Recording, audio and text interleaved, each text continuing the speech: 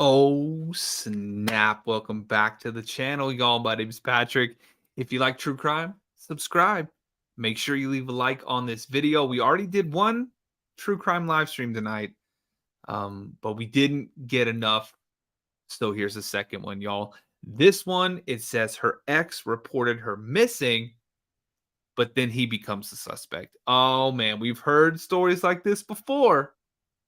So let's go ahead and jump right into this one. Thanks for sticking around, y'all. I know it's late. It's like almost midnight, but it's Midnight Crew right now. And if you're watching this on the replay, make sure you subscribe, hit that like button, y'all. All right, let's see what's going on here. And this is a new channel. Link is down in the bio, y'all. Make sure you go subscribe to them as well. All right, let's start this one. Operation Keppel, a missing persons case that rapidly becomes suspected murder when blood spatter is found in her apartment. Oh, snap. Is this from Down Under, too? Oh, man. Police have a prime suspect, but no body. What has happened? Where is the evidence? And will science provide the crucial links in solving the case? A crime scene is a puzzle that has to be solved. Yeah, it does. A whodunit, a scattering of clues to be deciphered by clever detective work and the power of science.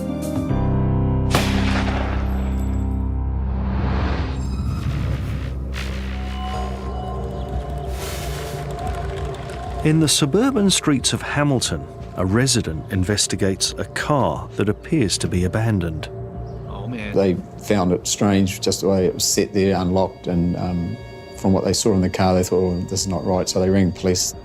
The car wasn't reported stolen, but the registered owner, 30-year-old single parent Carmen Thomas, had failed to make the scheduled pickup of her child. The following day, she's reported missing. The circumstances of the car being left in Hamilton, abandoned, and then also the fact Carmen hadn't come back to her child suggested something wasn't right. Immediately, Detective Inspector Mark Benefield sensed this was more than just a simple missing persons case. The alarm bells were ringing, the sixth sense, you know, Right. your gut feeling that you have through experience. It had a feel about it that suggested that we need to get onto this urgently. Police canvassed the area for further information regarding the vehicle and its missing owner. It's basically identifying any witnesses that may have seen the car being parked there, her exiting the car, or any involvement around the car. When did they first notice the car being in their street? Speak to everyone on the street and identify anyone in the household that may have seen something. The car is taken back to Auckland and examined by ESR scientists for clues as to They're Kiwis. It's New Zealand. It's not Australia. It's the Kiwis, y'all. what had happened to its owner. We were looking at whether there's any indications that something sinister has occurred in the car. The items in the car themselves looked like the kind of car any one of us could have, with the exception of the fact she had a packed suitcase in the back. We went through the items that were in there, we itemised them out and looked at them all, and we found there was blood staining on two of the items. In both cases, the DNA profile came back as Ms. Thomas. She's allowed to have her own blood on her own clothes. What we don't know is whether that's come from an event that's unrelated to her disappearance. DNA samples were taken from various places in the car to determine if anyone else other than Carmen had driven it recently. We didn't get any useful results from that. We're unable to actually answer that for them.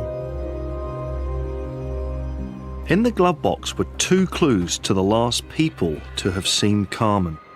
There were two notes found in the car, quite different in context, but linked in the sense of they sort of linked to Carmen's occupation. One was regarding a debt that needed to be paid.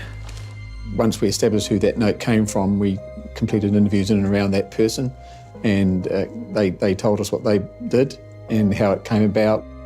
That note was regarding a debt to a manager of an escort agency. The second Oh, no. Here we go. contained cash. And it suggested that she was paid some money for services. And it was addressed to Misty. Is that the New Zealand money? Look at that dude's stash. Misty, that turned out to be a trade name for Carmen where she worked. She was known as Misty. The impression that she'd gone to Hamilton for work or had received cash to, to do whatever she had to do. Misty was Carmen's alias in the sex industry. Investigators need to determine who is the author of the note containing the money.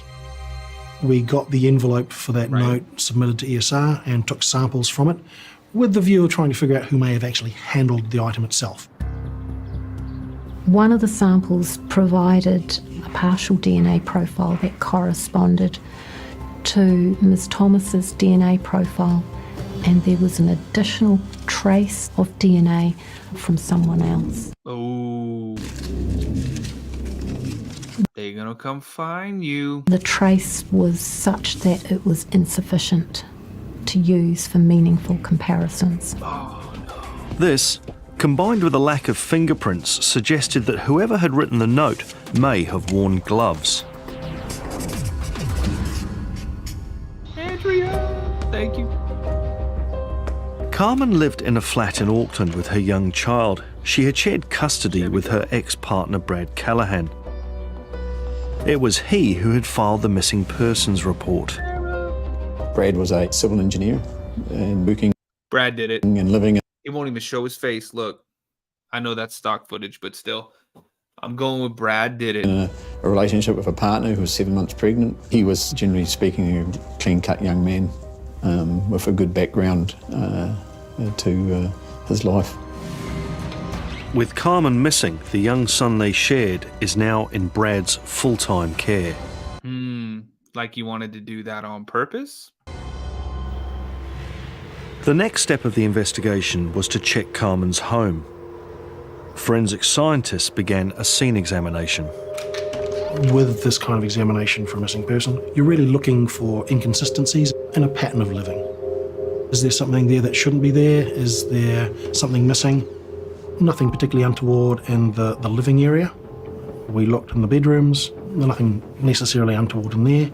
But once we got to look in the bathroom, and there was blood staining in there that, is indicative of something happening that probably shouldn't be happening in a missing person case. There was smears of blood on the front of a basin and dilute blood on the top of the basin next to the sink. We found quite a quantity of dilute blood spots inside the shower, around about from waist height sort of down in a fan kind of pattern, much like I'd expect to get if someone's turned the tap on and then washed something under the shower that's got blood in it and it's spattered onto the walls. We looked in the main entranceway, which is the front door that leads onto a little kitchenette, and we found small spots of blood down near the floor level of a washing machine. And the type of patterning we're finding was very small spots of blood. And to get really small spots of blood, you need a certain amount of energy being applied to an open source of blood. We also had spots of blood all over the edge of the front door, but we weren't sure at that stage whether it was the same event that had created the pattern on the front of the washing machine, because although they're very close to each other, there was nothing sort of connecting the two. The areas were swabbed and sent for DNA analysis. It became apparent that we were looking at something sinister occurring. We've got impact spatter on the floor in the kitchen and by the front door, and we've got evidence of clean-up in the bathroom. So that creates a rather unfortunate picture. It indicated that something had gone on. I had major concerns for Carmen's well-being. To understand more about I really like this channel, y'all. Can we get some thumbs up in the chat? This is a really good channel. The first time we've listened to this one. Make sure you go, the original video is in the description, y'all. Make sure you go subscribe. blood pattern analysis and how scientists can determine what had happened from that patterning, I'm at ESR's Auckland lab. Blood is a very unique fluid. When it reacts with oxygen, it immediately starts to congeal, which makes it behave differently from any other liquid. And it's called True Crime Central, the name of this channel, y'all. Today, we're using animal blood. Three main types of bloodstain pattern. Passive kind of events, which is just where gravity is the primary force involved. If blood was to drip from a weapon and fall to the ground, it would be a passive blood drop. They're generally round and fat and have no tails. Projected, where there's an additional force, whether it's pressure from like an artery or whether it's been flung off a weapon. These are more elongated in shape and more directional looking. What we can tell by looking at the size of these and the width and the length, we can tell how they've actually struck that surface. So we can get the angle of impact and the directionality through the centre of that oval, which means we can use a collection of these to give us an idea as to where in space they've originated from. I'm sure every single one of us is thinking Dexter. That's pretty powerful information for what happened at a crime scene, isn't it? It certainly aids the reconstruction in some cases really well. And in our case, scientists had seen the very small droplets of impact spatter. A spatter pattern requires quite a bit of an input of energy to break the blood up into really small droplets.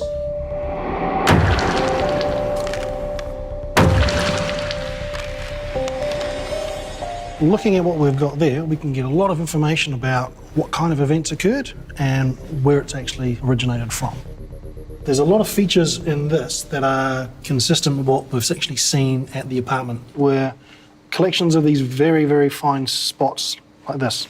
And what does that actually tell us? So they're spots that are travelling really quite fast, created with a lot of energy because they're really small, and they're flying horizontal to the surface, so across without any influence from gravity. So they're a projected pattern and created with something like an impact to create the very small size of them. On the wall, we've got these lovely directional spots here. So if we use this spot as an example, we can see that it's got an oval shape. That indicates that it's struck the surface at an angle.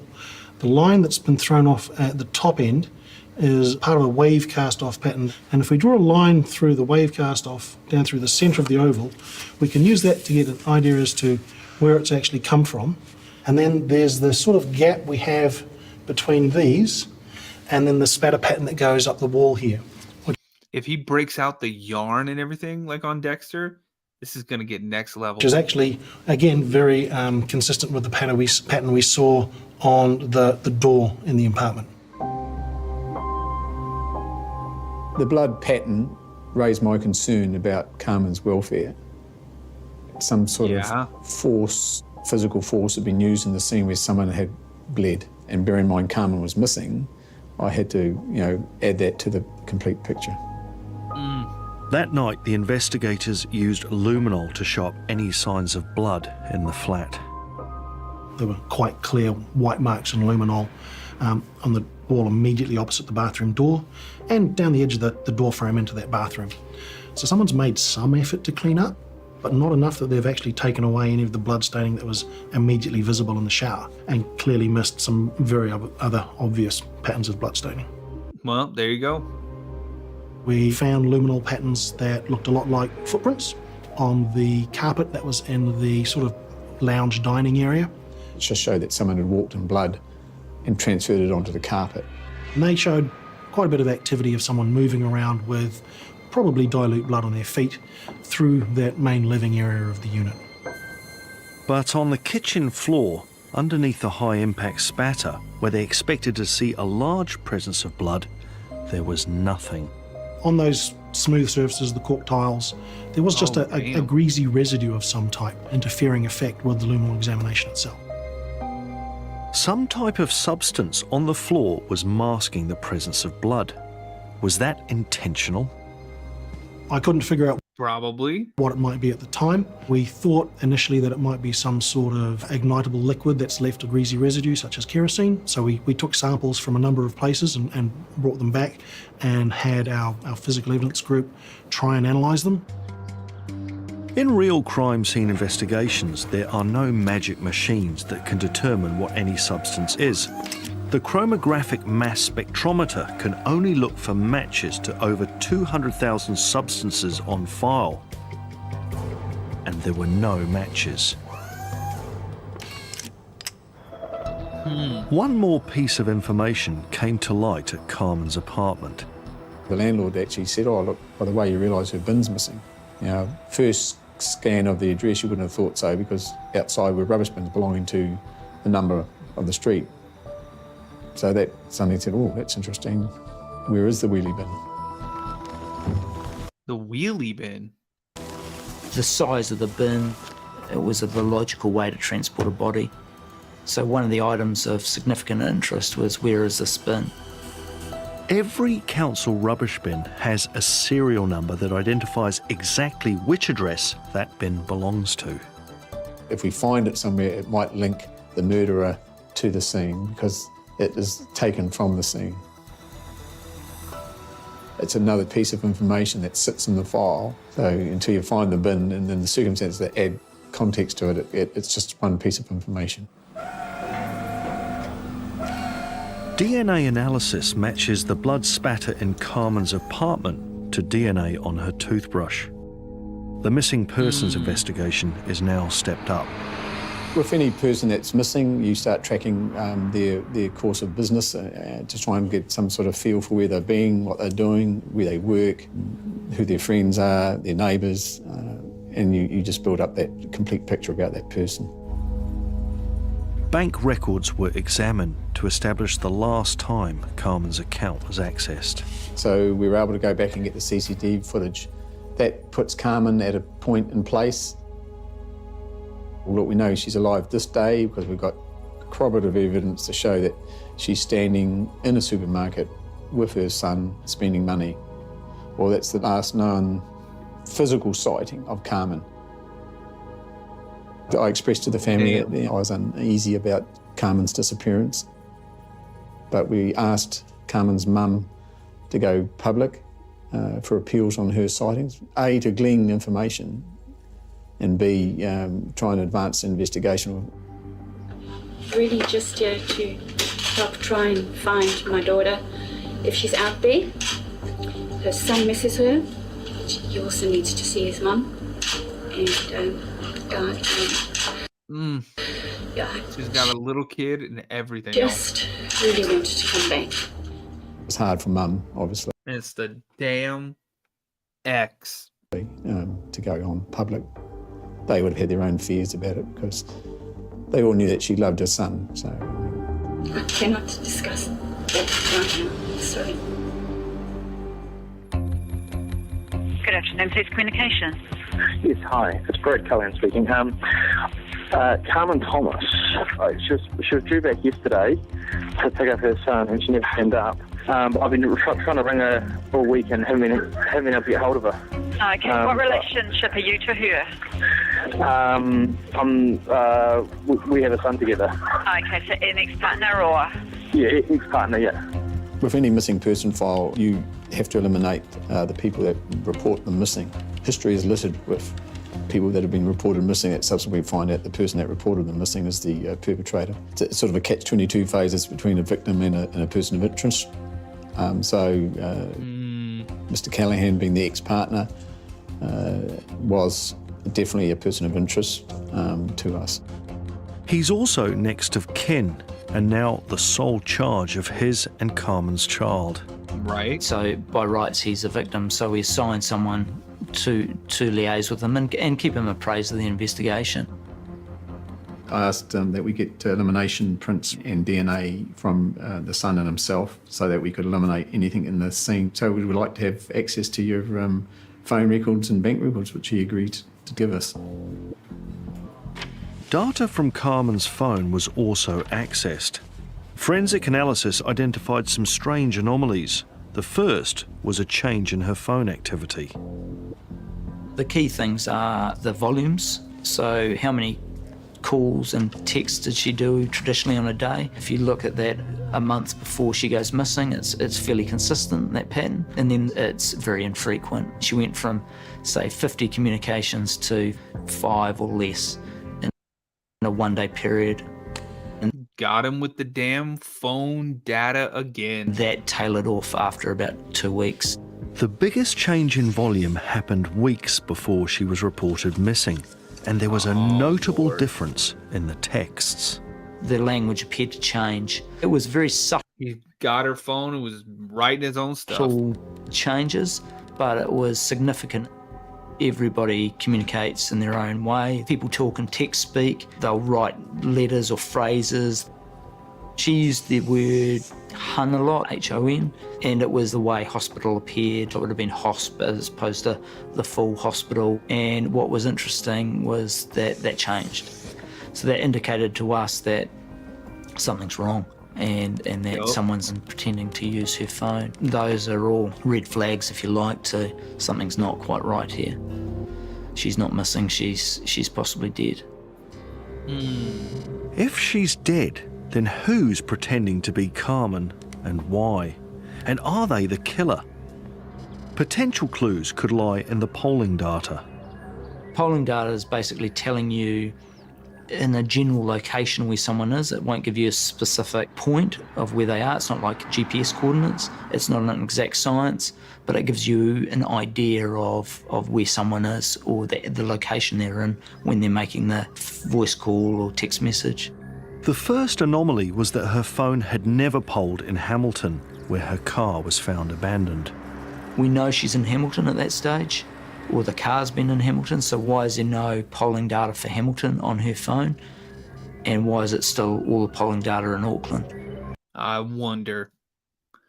Probably because her phone wasn't in the car and the boyfriend or the ex dropped it off. And exactly where her phone was in Auckland was of even more interest. What became apparent when comparing, say, Carmen's phone to Callaghan's phone, they appeared to be communicating, texting each other, but when you looked closer at the polling data, she appeared to be in exactly the same location that his phone was in.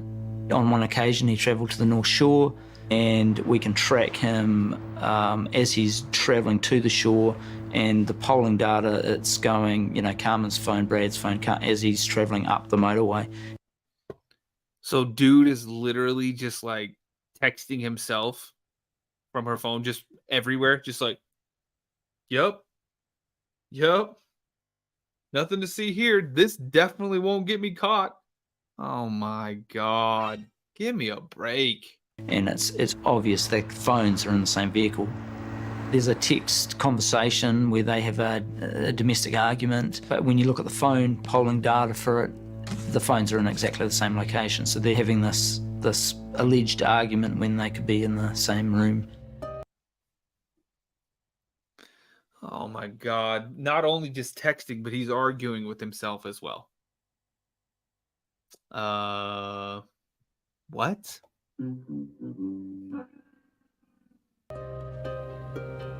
Brad Callaghan moves from person of interest to prime suspect. Yep. Police investigate Callaghan's activities up to and around the time Carmen is reported missing. Through his bank records, they can determine where he's been. We had the CCTV footage from the day that she went missing. Callaghan's arms crossed, head down, walking into the supermarket. You could see that he was under some extreme pressure or something heavy on his mind. It's in the middle of a working day. His colleague from work suddenly joined him out of the blue. Things just don't look right. We obtained what they'd bought, and it was cleaning products and plastic bags. That whole picture did not look good. Nope. His work colleague becomes a person of interest, and Callaghan is now being closely monitored. His pattern of behaviour was to wake up in the morning, take his son to school, and then he would usually get to work at about 9 o'clock in the morning. Further investigation revealed he did something out of character. We established that he'd gone to work one early morning. When you spoke to these contractors on site, said this was totally out of character. He came out from the depths of the site in the middle of the night. They thought, you know, early hours in the morning, they thought, we've never seen him on site. He wasn't in his vest. He was, you know, didn't make sense, but hey, he's a structural engineer, he can do what he likes. They then reported that they were putting in the foundations to the site, which were quite massive. They said that when they went and dropped the steel in one particular hole, it was 1 metre proud, which These companies work in exacts. They don't drill a hole and make it a metre short. When they brought it to Callaghan's attention, you know, that there was a metre proud of the steel poking out there, he just said, I'll cut it off and it'll do. They thought that was weird. It didn't follow protocol. So we thought, hell, that doesn't match. Clearly there's something down there that shouldn't be there. Oh, no. And the timing of Brad being on site early in the morning when the concrete was going to be poured into this large hole, and it was a logical place from our point of view for a body to be disposed of. Police shut down construction work and excavated the footing. There's a big hole put down the side of that particular footing. Cut a hole and dug it all out. Take all the concrete out of there and see if we can find this body at the bottom of this hole. Screeded every piece of bit that came out of there, and you know, ultimately it led to nothing evidentially significant. So that was a bit disappointing, but Oh, man. had to be done. Just I thought they were going to find her, y'all. as they were losing hope, an unexpected lead was discovered. So at the end of that stage with the site, we were tidying up, and the foreman came to us and told us about this strange bin.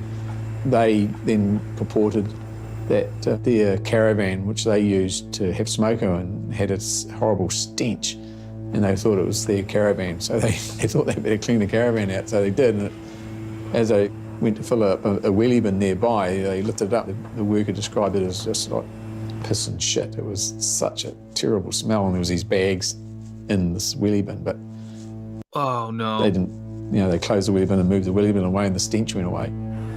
Could this be the missing bin from Carmen Thomas's flat? Probably. And they found that the serial number had been scourged out of it, so we'll get that to the ESR. Staff went there and collected it.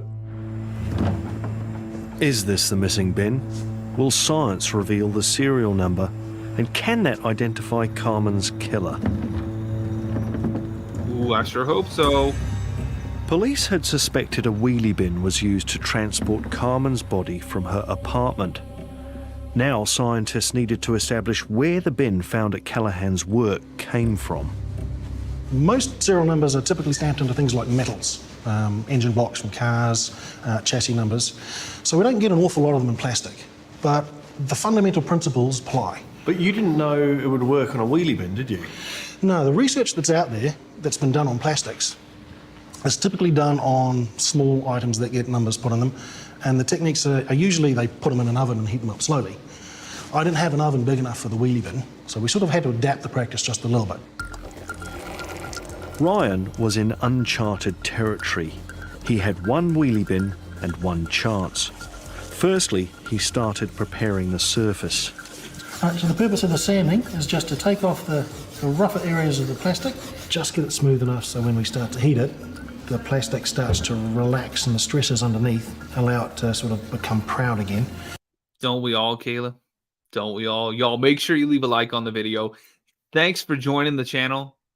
You guys, when you join the channel, you get the little wow emoji and all that stuff. And thank you for all the super chats, y'all. Thanks for supporting the channel. You do not have to do that. So I appreciate it so much, y'all. If we take too much off, we lose that. He added some gentle heat. These are just photography studio lights. That's our light. Well, that's warm, isn't it? Yeah, it gets quite hot. And the thing is, too much heat will destroy everything. So we've just gently started to warm up the surface and tried to get it to relax and for the mechanical memory of the polymers that have been stressed behind the serial number to sort of come back to their original shape.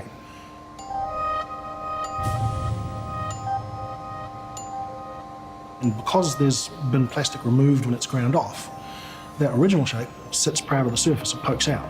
If you get your head in just the right position, look at that light, you should be able to see the numbers. Wow. Just got to get the light in the right spot. Oh, damn. And easy, number done. 1, 2, 3, 8, 6, 5. Very good. It's so clear, isn't it? When it works, it works. That is crazy. That's pretty awesome, All though. the numbers have come back. Perfect restoration. Must have been Eureka! I can see the number. It was a good moment. I had to call Mark Bennyfield to give them results. The serial number was matched to council records. That bin belonged to where Callaghan lived next door. It was a bin assigned to the neighbour. So I said, well, go round to the address and see whose bin they've got. And then we found Carmen's bin 2 doors up from Callaghan's address. Oh, man. So the obvious question, well, how did her wheelie bin get so close to his address, and why is it not at her address? Right? Gianna, don't worry, I got you.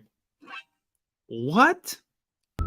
So we've How got to a get dance there. of the wheelie bins occurring around Mr. Callaghan's place. That certainly raises some questions. We were able to clearly show that that bin could only got there by one person. The bin belonging to Carmen's flat was sent to ESR for DNA and luminol testing.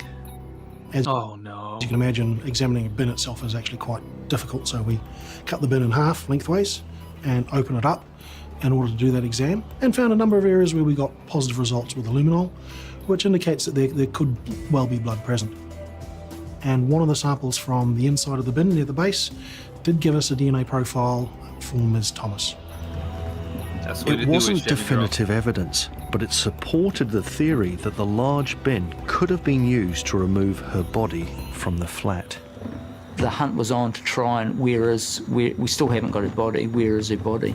Because most homicide investigations, that's where you start from. You've got the body from day one, and it's very rare that you get into a situation like this where it's a missing person, you've got no idea where the body is, you've got your prime suspect who's doing very odd things, but you still don't know what's he done with her, where has he put her. Police traced Callaghan's movements through his phone polling data. Had he been anywhere unusual? Somewhere he could have dumped the body? He went into the Firth of Thames and it misses because there's no coverage. And then he comes back out on the Bombay side of the Firth of Thames, and the next night he's up on the Bombay side of the Firth of Thames, and then comes back and pings out at the other end. You know, he's a working guy. He works Monday to Friday. He's got a pregnant wife at home, and then in the middle of the night he's circling the Firth of Thames doing these massive drives. We thought she was somewhere there, so we had Eagle fly over it. We had the night vision camera on. We were looking for any property that may have been discarded along the road. Had he stopped anywhere? Had he driven off track? An extensive search of the Firth of Thames turns up nothing.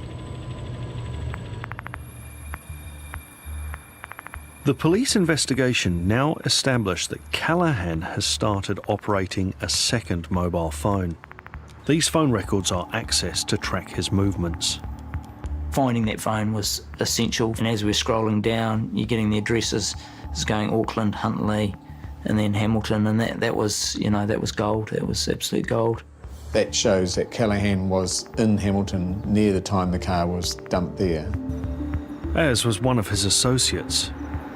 He ultimately helped pick him up after depositing the car down in Hamilton.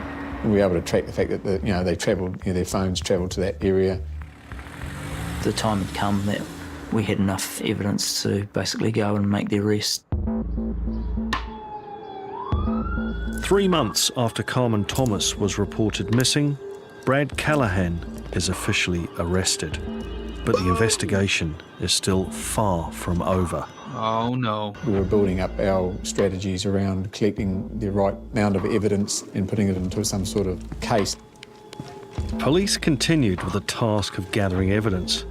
The note found in Carmen's car was always thought to be a clue to the last person who saw her alive. Had some links to Mr. Callaghan through the nature of the word used in Hun. His handwriting was similar. Similar enough to be scientific evidence? Samples were I bet so. What do y'all think?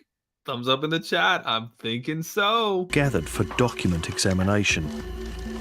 We searched his address for handwriting samples, and we took every document we could find, whether it's a diary, whether it's just a scribbled note. To discover more about the science of document examination, I'm meeting with Gordon Scharf. So, Gordon, I brought you a couple of documents, a couple of things that I've written. How would you go about analysing this writing? We go through the material, making notes on the size of the letters, the spacing, measure the slope, but we also look at the individual constructions of each letter. So, for example, your letter E, you make that with a C shape and then a stroke off the centre, whereas someone else might make it with an L and then 2 strokes, or 4 separate strokes, or upward movement and then 2 strokes. With an O, you can make it in a anti-clockwise direction, or you can make it in a clockwise direction. So you can tell the direction of the pen stroke? Yes. By microscopically examining the ink line, we can see characteristics in the ink line which tell us which direction the pen is moving in. Under the microscope, the detail of my writing style can be examined. Here we can see a heavy deposit of ink where there's been a change in direction from the pen coming in. You can see what we call a matchstick, and that denotes the start of a stroke, because what's happened there is the pen's finished the previous stroke and then has moved up to this new letter. And so there's not very much ink left on the ball until it starts rolling again. And so you get this non-inking start. And we can see these little white lines, which are called striations. What are they exactly? They're caused by faults on the ball housing in a ballpoint pen that actually wipes the ink off as it's rolling around. With the T, you're getting a striation which runs off the end of the line, so that shows that this T stroke is being made from left to right rather than from right to left. There's a lot of information there, isn't there? It's a very long process to go through every letter to check on how it's made. Are some words more significant than others? Words that you write often become like a miniature signature. Like and or on or the? Yeah. For some people, these become very identifiable, even though they're so small, because they have a mental pattern as to how they write it. And those are words you don't think about. You start, and then the motor program takes over in your brain and runs your hand. This is what we're looking for when we're doing a handwriting comparison, these habits which are happening subconsciously. So the envelope that was found in the car, what? They're about to find the writing on the wall. See what I did there? They're gonna get him.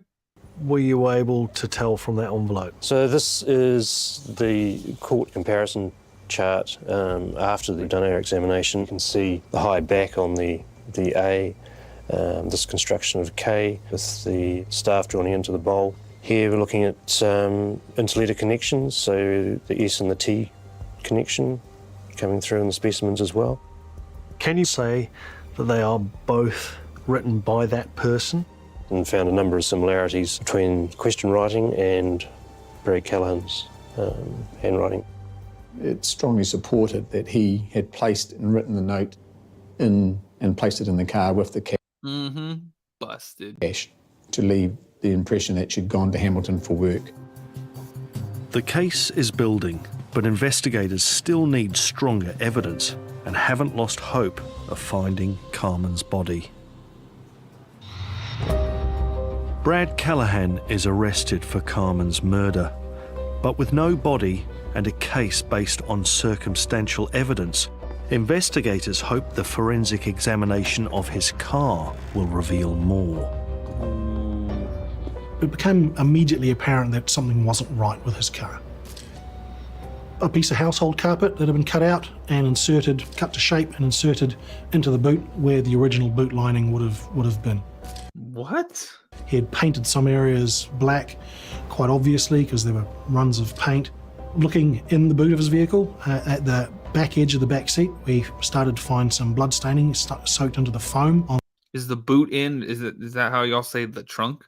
On the seat back. We followed that by taking the actual back seats out, and underneath the back seats there was blood staining all over the underside and runs of blood down the inside of the chassis of the car. So there was enough blood in there at some point for it to be flowing and running under the seats onto the chassis. Samples were taken of the blood staining that we found, and we got a DNA profile from Miss Thomas. The stench was unreal because the blood had soaked straight into that foam and started to rot and started to break down. And it was massive. So there must have been a lot of blood in that bin. And what he did to mask that smell, which was fairly horrific, was use air freshener. So a can of air freshener sitting in the passenger well of the vehicle, and he would just get into the car, spray the air freshener as he transported his son to school and went about his daily business. We did reenactments with the bin, seeing if we could get the bin into the car by yourself. And that is sick. And it was, very, chuck the seats down, very straightforward and very easy. One other thing we did find on Mr. Callaghan's car was on the inside of the rear windscreen. There were a couple of little marks about yay far apart, just smudge marks on the inside of the glass that looked like you would expect from where the wheels of the wheelie bin would contact it if it were put into the boot with the wheels up against the windscreen. When we did the reenactment and when you placed the wheelie bin in the vehicle, you could see where the wheel marks lined up perfectly on the glass with the wheelie bin marks. And you could see the way the bin was placed in the vehicle with the wheels up, that the lid opened at the bottom and then the blood would have just flowed straight back into the car. Damn. The examination of Callaghan's address fails to find anything of significance, but his computers are seized for forensic examination. The search term Perfect Murder was done on the 28th of July 2009. 1 year ago to the date, he researched how to best knock out someone and kill them.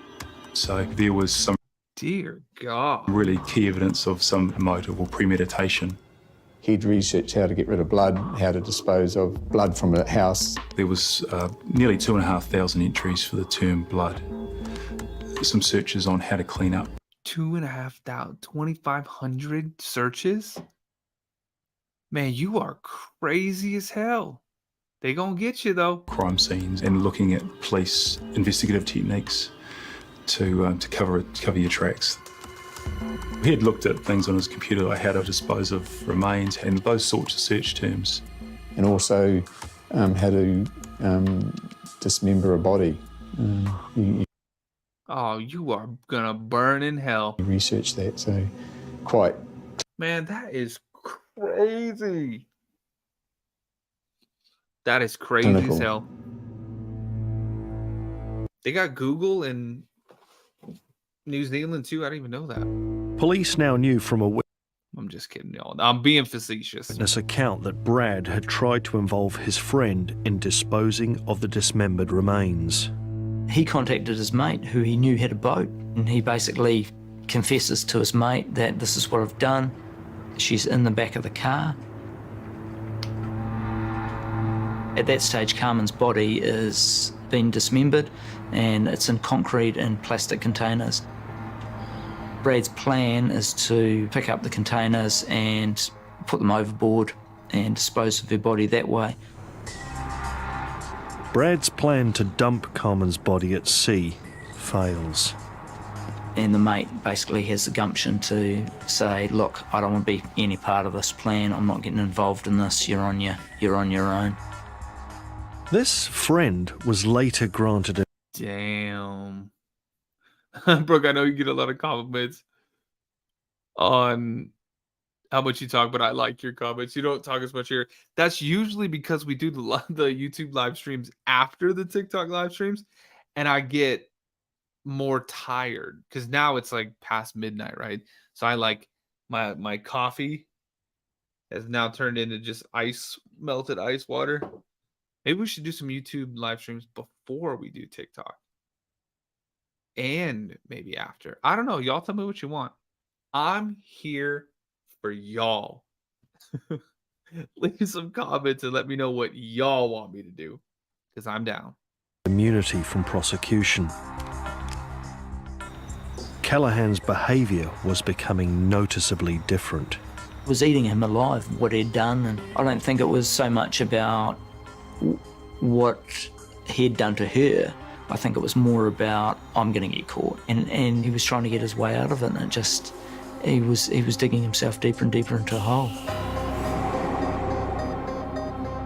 9 days after his arrest, Callaghan, through his lawyer, finally reveals to the police where he buried Carmen's remains. Ooh. See? It was in thick bush. It was reasonably steep terrain. It had been raining for a wee while beforehand, so the ground was wet. So the ESR arrived and began basically a hands and knees search of that particular grid.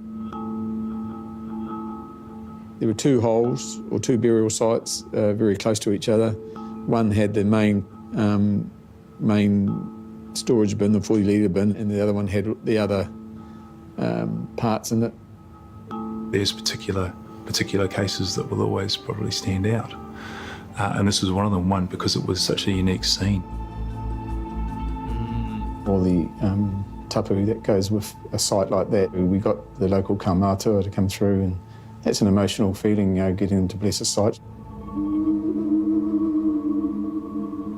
It was actually really eerie because the bush, with its own canopy and its own sounds and light filters and things like that, it actually created a sort of there was an eerie silence. So that made you sort of stop and take stock of what you were hearing. Carmen's remains were respectfully removed and examined by a pathologist. The concrete had actually sealed most of the air out of the bins themselves, as did the plastic bags, and the body itself was not in what you would consider very good condition. So the post-mortem was a particularly grueling endeavour for those that were involved. That is terrible. Cause of death was determined as blunt force trauma. The fatal blow was such that it radiated right around and split the skull. Sadly, didn't get Carmen back alive, but she was dead before we started it, so we're never going to do that. Carmen Thomas had been murdered 12 days before Brad Callaghan reported her missing. And he was sitting there texting himself.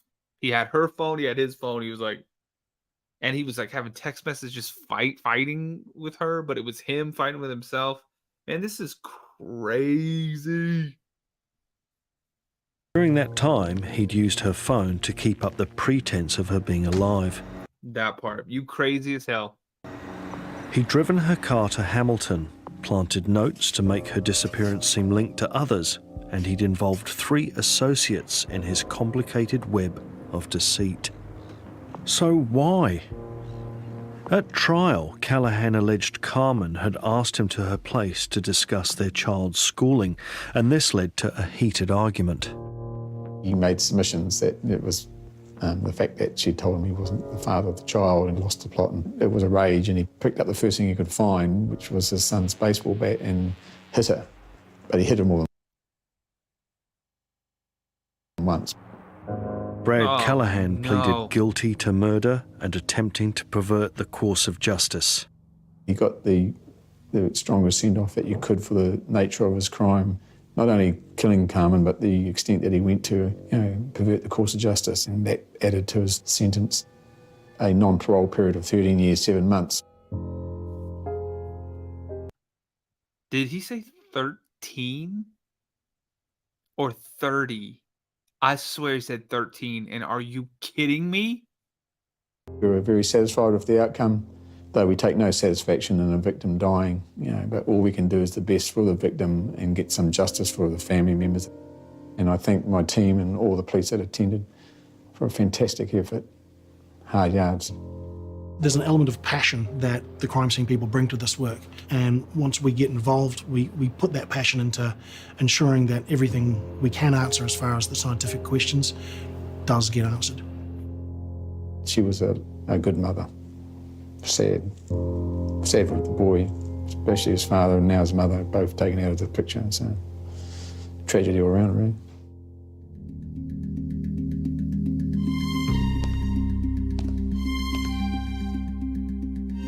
There is no averting the tragedy of this case, but it's thanks to the hard work of forensic investigators that cases like this are solved, bringing some sense of justice to all of us. Are you kidding me, though? 13 years? What? Chevy Girl, yeah, they called that justice? Wow, wow, wow, wow, wow, wow, wow. That is crazy as hell. All that stuff he did, uh, killing her, and then all that, and they're like, "You get 13 years." What? That's crazy. That is crazy as hell. That is absolutely insane. Oh my goodness, y'all. I like the longer one, and I really like this channel, y'all. Make sure you go. The original video is down in the description. Click it. Go leave a like on that video. Go subscribe to that channel. Really, really cool stuff. I like that one. I like that one a lot. But y'all, it is late, so I'm gonna jump off. Thanks for being here. Thanks for the live stream, y'all. Thanks for all the super chats. Thanks for joining the channel. Thanks for just hanging out with me, y'all. Thanks for the likes. Make sure you like the video before you go. And do me a huge favor, y'all. When I end the stream, go leave a comment like on the video. So as soon as it ends, it'll become a video on the channel. Just leave a comment. Say this was awesome or this was terrible or whatever you want to say. But do me a favor and just make sure you like the video and go leave a comment. I love you guys. Thank you so much. And I'll see y'all on the next one.